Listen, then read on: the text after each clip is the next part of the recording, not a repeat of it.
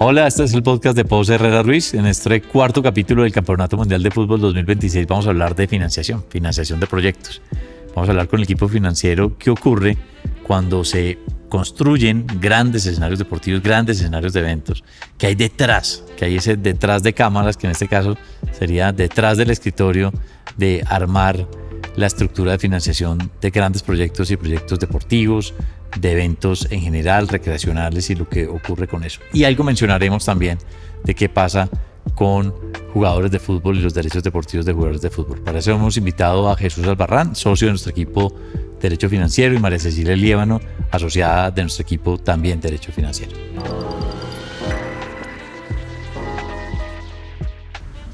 Hola María Cecilia, hola Jesús, bienvenidos al podcast de Pose Herrera Ruiz. Hola Andrés. Hola Andrés, gracias por tenernos acá. Estamos aprovechando este escenario del Campeonato Mundial de Fútbol en México, tu país natal, Estados Unidos y Canadá, para hablar de los temas que ocurren alrededor de eso. Y hemos tratado aquí varios temas, hemos hablado de marcas, hemos hablado de urbanismo y no nos podíamos quedar sin tratar el tema de la financiación de proyectos. En nuestro podcast anterior hablamos de qué ocurre cuando hay una participación privada, posible participación privada en la estructuración de este tipo de proyectos y qué es financiación, y por eso es indispensable que conversemos también un poquito de ese tema. Y gracias por estar acá, Jesús y María Cecilia. María Cecilia, empecemos por lo básico. ¿Qué es financiar un proyecto? ¿Cómo se estructura una financiación de un proyecto de estas magnitudes? ¿De qué estamos hablando? Pues primero, como su nombre le indica, identificar el proyecto. Puede ser una carretera, puede ser un estadio, un aeropuerto. Se identifica cuál va a ser el proyecto y quién va a estar detrás. Usualmente unos sponsors, unas empresas que se dedican al nicho al que van a entrar, pues empresas que se dedican a la construcción, a los eventos, a temas de aeropuertos, y se constituye usualmente un vehículo aparte que se llama un SPV. Puede ser una empresa o puede ser un patrimonio autónomo, quien va a separarse de los sponsors y quien va a cargar un poquito esa deuda para poder financiar el proyecto. Por sponsors ahí llamamos necesariamente el patrocinador de, digamos, el nombre del escenario deportivo, o el sponsor. ¿A qué te refieres con sponsor en ese caso? El sponsor es la compañía, el desarrollador hecha y derecha, que quiere hacer el negocio. Entonces, para evitar ciertos problemas que pueden surgir al momento de desarrollar el proyecto, de contar con la financiación, buscan separarse y constituir una empresa separada de ellos, tenerla que sea el deudor y que sea a través de la cual desarrollen el proyecto. ¿Qué tanto interviene, Jesús, en esto las entidades financieras? Estamos hablando de créditos usuales. Cuando hablamos de financiación estamos hablando de créditos usuales, hablamos de financiación de proyectos, o qué tanto intervienen ya los terceros, los recursos. Sí, aquí normalmente hablamos de financiaciones de proyecto, que son financiaciones estructuradas, en donde lo importante es lo que mencionaba María Cecilia. Hay que separar el proyecto y verlo como una entidad separada, porque lo característico en las financiaciones de proyecto es que los créditos, las financiaciones se pagan con los flujos mismos del proyecto, ¿no? Normalmente no hay un recurso, o el recurso es limitado contra los patrocinadores, contra otras entidades que intervienen. De ahí que sea importante definir el proyecto y que el proyecto logre una bancabilidad. Por bancabilidad es que sea atractivo para los financiadores, en donde haya un flujo recurrente, un flujo constante y predecible de los recursos y de los ingresos que va a tener el proyecto. Eso es muy importante en este tipo de financiaciones. Intervienen, si vamos a hablar de estadios o escenarios deportivos y recreacionales, ¿qué tanto interviene el sector público en ese proyecto, en ese proceso? Ahí se puede el sector público puede intervenir a través, normalmente, o en algunos casos en Colombia, por ejemplo, el estadio como tal, la infraestructura es del Estado y del sector público, y lo concesiona al privado a través de un contrato de concesión, a través de una asociación público-privada, en donde el privado se encarga de construir, de operar y de conseguir los recursos para esa construcción y para esa operación del estadio. Y después normalmente son 3 fases: una fase de preconstrucción, en donde el privado se encarga de la construcción propiamente. Luego viene una etapa de operación, ¿no?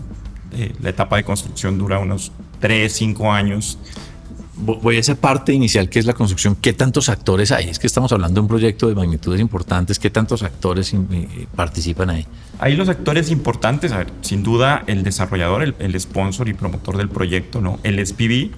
Pero voy a preguntar lo que te decía María Cecilia del sponsor cuando, perdón, nada más que intervenga en muchos temas. Cuando le vamos a poner un nombre a la arena, por ejemplo, ¿ese interviene desde el principio o ese es un resultado final del producto? Ese es normalmente es un resultado separado del producto y es parte de los ingresos del proyecto. Sponsor, no, lo llamamos sponsor, normalmente es el desarrollador, el promotor del proyecto y quien pone el capital inicial, ¿no? Entonces, quien pone el capital para iniciar la construcción. Entonces te vuelvo a esa fase de construcción que es donde interviene, donde se recurre a más financiación, que es la etapa de construcción, claramente pues la etapa de operación. En esa etapa el patrocinador, el promotor del proyecto aporta capital, consigue los recursos de deuda, entonces también uno de los participantes son las entidades financiadoras, ¿no? Que pueden ser bancos, multilaterales, fondos, hay una multiplicidad de financiadores, ¿no?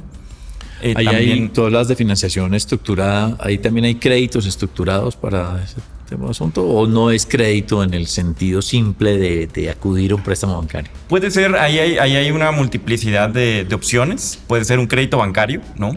Puede ser emisiones de bonos. Normalmente para un proyecto que se está construyendo, lo usual es que sean créditos bancarios, ¿no?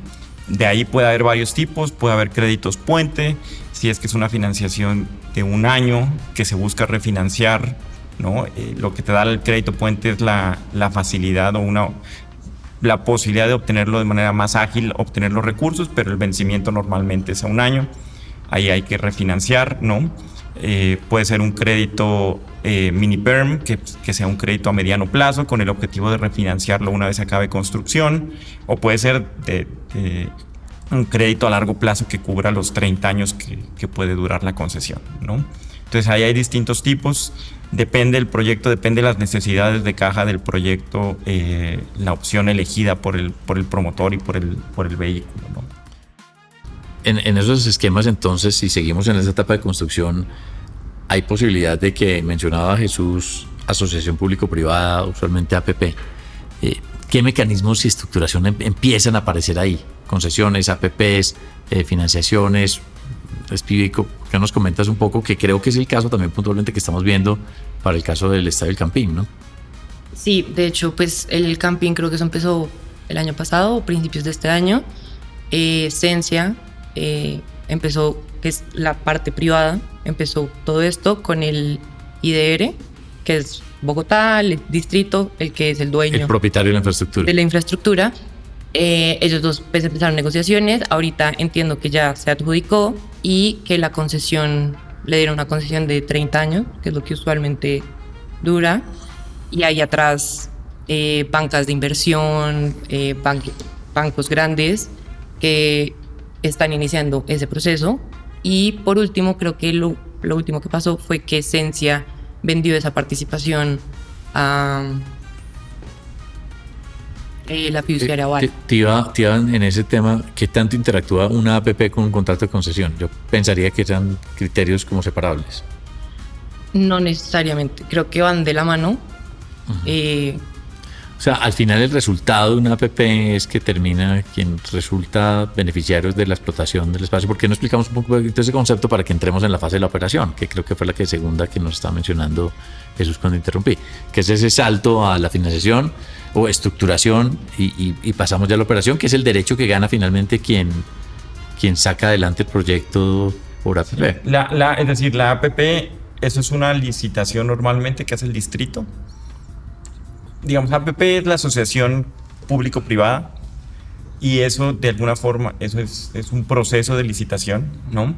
Digamos, eso es la forma ¿cómo llamar? De contratar del Estado, pero eso se materializa a través de un contrato de concesión. Es decir, al final resulta un contrato de concesión de APP, ¿no? Ese plazo usualmente se contabiliza desde cuánto, esos 30 años que mencionabas como plazo usual. Normalmente desde hay que un periodo, termina, hay un acta de inicio, es decir, el proceso de licitación, se adjudica la licitación, se adjudica quién va a ser el concesionario, ¿no? Se determina quién es el concesionario. Una vez se determina quién es el concesionario, se suscribe el contrato de concesión. Normalmente hay algún requisito ahí que hay que acreditar para firmar el acta de inicio, y a partir de ahí es que se empieza a contarlo. Inicia la etapa preoperativa, ¿no? Entonces estamos hablando de construcción, preoperativa y operación. Ahí interviene... Eso está dentro del contrato de concesión. Es decir, el contrato de concesión regula las 3 etapas, la de preoperativa, construcción y preoperativa, que incluye la de construcción, operación, la etapa de operación, y al final hay una etapa chiquita de reversión. ¿Qué tanto interviene ya los equipos financieros de firmas de abogados en esa etapa ya operativa? ¿O es una sola etapa inicial o eso ocurre solo cuando hay ventas o refinanciaciones? No, yo creo que... ¿Qué tanto participa? Porque la operación asumo que es el ingreso que tiene el concesionario. No, en esta etapa, en las 3 etapas, desde la licitación, normalmente hay firmas de abogados, las firmas acompañamos a los proponentes, ¿no? Una vez que el contrato es adjudicado, las firmas acompañamos al adjudicatario, al concesionario, en la consecución de la financiación y en la parte contractual del contrato de concesión.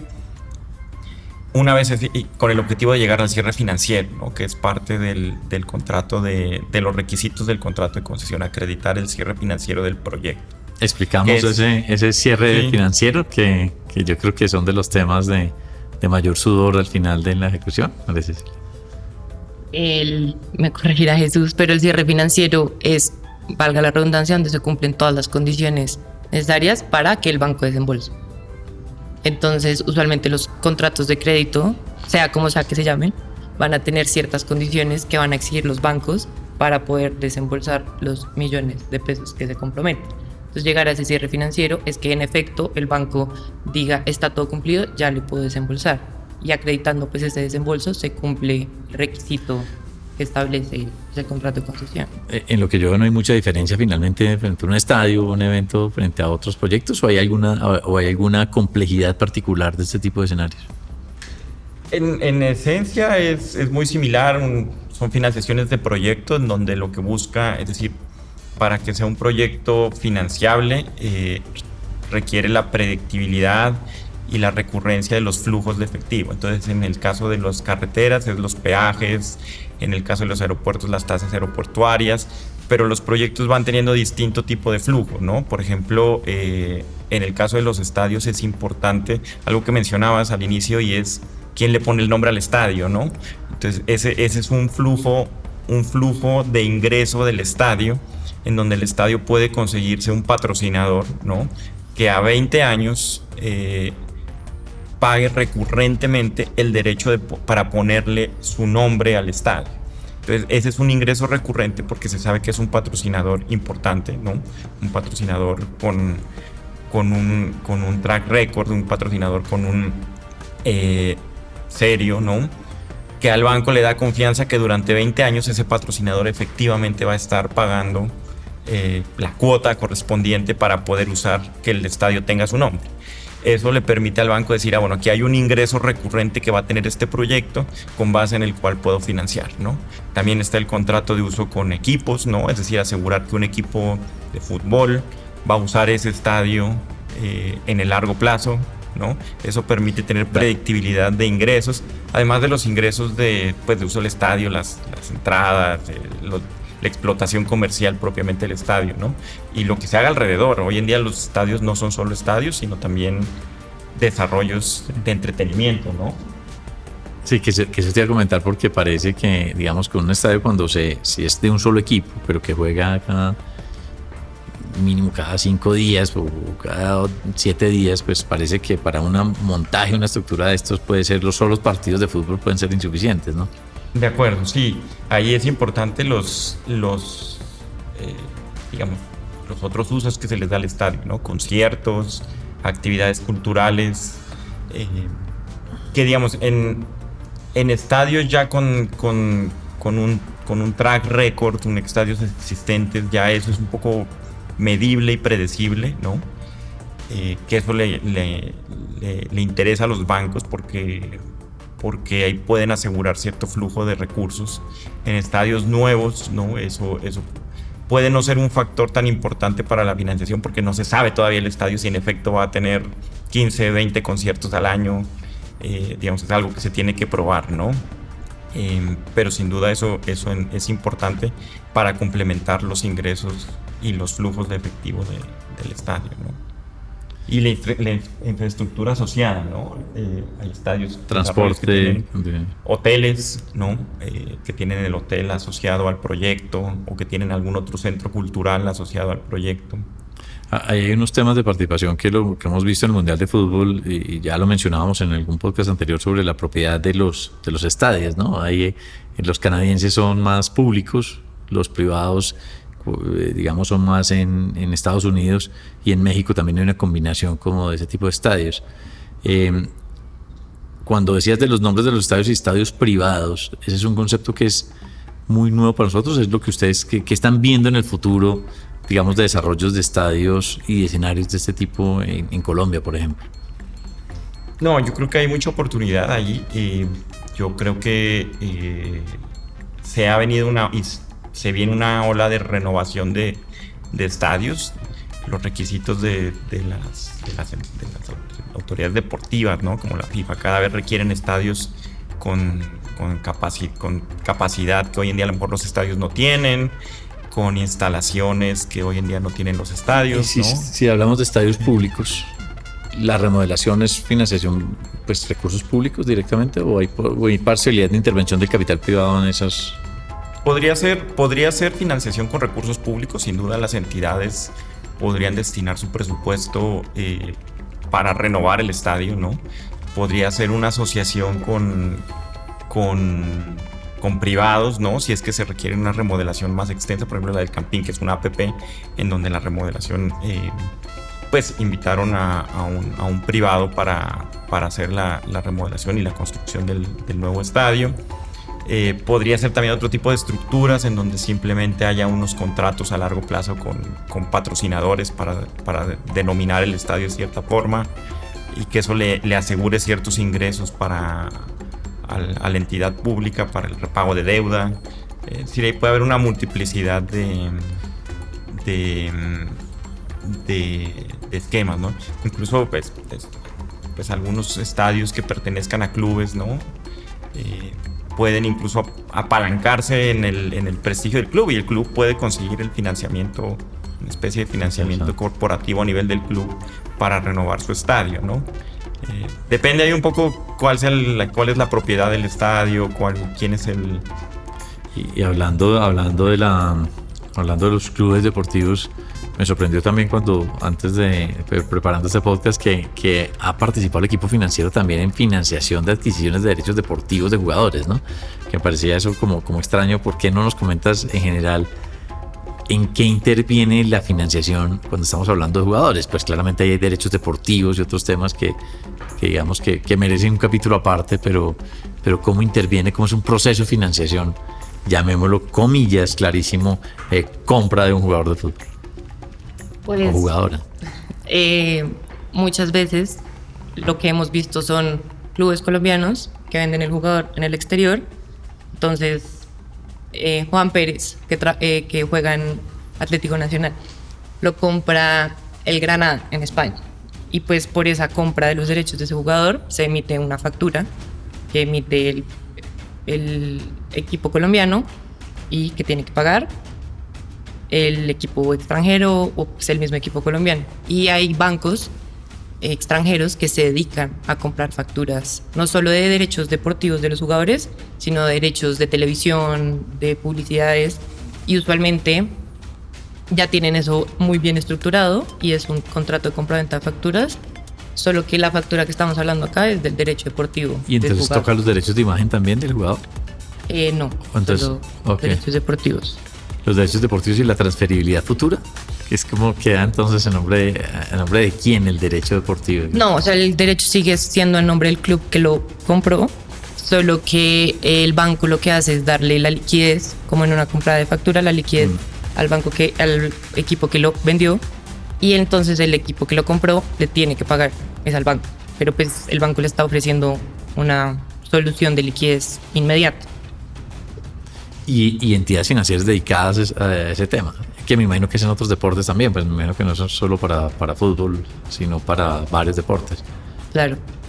En el de interesante porque digamos que esa es una intervención, hay que mirar derechos deportivos y eso hay que hablarlo, eso es, como les decía, es un capítulo aparte dentro de los procesos, pero demuestra toda la estructura compleja que hay alrededor de todo esto cuando hay grandes inversiones y cuando hay una participación bien importante desde el punto de vista. Yo quiero hablar de algo como para que cerremos simplemente cómo trabaja un equipo financiero en una firma de abogados, cómo trabaja, cómo opera el sistema de financiación y el equipo financiero que usualmente uno los ve a la distancia, que es a veces los que más trasnochan.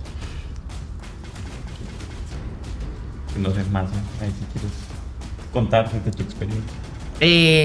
Un equipo financiero, casi siempre tenemos 3 abogados en una transacción, sea cual sea el nombre de la transacción, sea una financiación de proyecto, un crédito corporativo, que busca tener siempre un socio de frente y unos abogados más pequeños. ¿Y cómo trabajamos?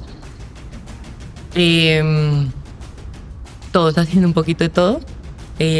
Buscamos que todos estemos involucrados en las reuniones, que estemos participando en la preparación de los documentos, de las negociaciones, que estemos todos empapados y sepamos qué está pasando en la transacción para que en cualquier momento cualquiera pueda responder. ¿Y qué hace atractivo, qué hizo atractivo en tu caso, María Cecilia? Yo quiero trabajar en el equipo financiero. Además que ninguna referencia casual es a trabajo en equipo y al trabajo, pues a los equipos de fútbol y finalmente lo que estamos hablando, del Mundial de Fútbol. La verdad, del mundo financiero, uno recién graduado de la universidad es totalmente ajeno. O sea, muy pocas universidades tratan materias relacionadas con derecho financiero. Entonces para mí fue como un mundo desconocido, ver qué tenía para ofrecer, y la verdad me sorprendió mucho pues lo que llevo ya acá aprendiendo cada día más. Y ahí voy contigo también, Jesús, es un tema personal porque pues conoces la jurisdicción mexicana, conoces la jurisdicción colombiana. ¿Hay diferencias en estos esquemas o la participación es al final termina siendo lo mismo? Hay mucha uniformidad, yo creo que hay mucha uniformidad en las financiaciones. Sin duda cada jurisdicción tiene sus peculiaridades, ¿no? Pero en la estructura es entre México, Estados Unidos, Colombia, hay cierta uniformidad y la estructura es más o menos similar. ¿Los contratos son parecidos? Porque también has trabajado desde el lado de Estados Unidos, México, Colombia. ¿Es parecido? ¿Los contratos son...?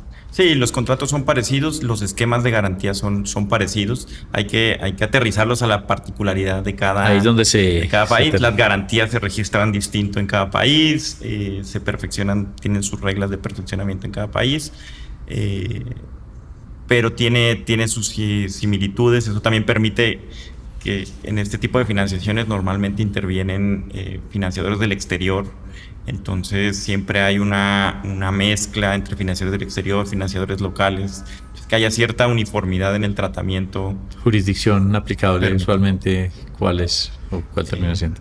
Jurisdicciones, si hay jugadores o financiadores del exterior, normalmente son cortes de Nueva York. Si la financiación es puramente local, normalmente son cortes. Y en el caso de los derechos colombianos. Deportivos, que además eso tiene otro, en el buen ejemplo que pertenecía a María Cecilia, un club colombiano, un club español, un banco de otra nacionalidad, ¿quién resuelve el tema jurisdiccional para una financiación de eso? Tribunal de la FIFA y tribunales deportivos. ¿En serio? Tiene una cláusula de jurisdicción y de resolución de controversias en esos tribunales deportivos. Claro, también por las restricciones que tiene la FIFA de no demandar en jurisdicciones o en cortes nacionales. Bueno, interesante, muchas gracias Jesús, muchas gracias María Cecilia, que queríamos dar este retoque por temas que son del día a día, digamos del trabajo de ustedes, pero que no son de todas las actividades de la firma, y que tengamos esa excusa de lo que es el Mundial de Fútbol y los grandes escenarios para aprender un poco de procesos de financiación, y también hemos dado por toques personales de la afición por ustedes, por el mundo financiero. Muchas gracias. No, muchas gracias a ti, Andrés. Andrés. Me gusta.